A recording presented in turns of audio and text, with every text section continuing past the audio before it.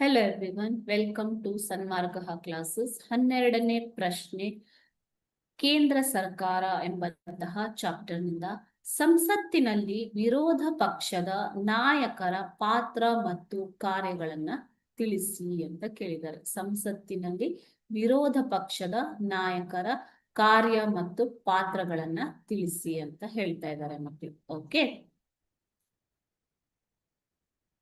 ವಿರೋಧ ಪಕ್ಷದ ನಾಯಕನ ಪಾತ್ರ ಮತ್ತು ಕಾರ್ಯ.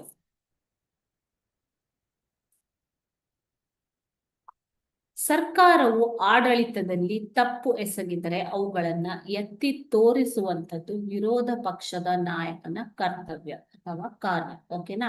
ಸರ್ಕಾರದ ನೀತಿ ನಿಯಮಗಳನ್ನ ಪರಾಮರ್ಶಿಸುವುದು ಅಂತಂದ್ರೆ ಸರ್ಕಾರವು ಜಾರಿಗೆ ತರುವ ನೀತಿ ನಿಯಮಗಳನ್ನ ಪರಾಮರ್ಶಿಸುವುದು ಕೂಡ ವಿರೋಧ ಪಕ್ಷದ ನಾಯಕನ ಕಾರ್ಯ.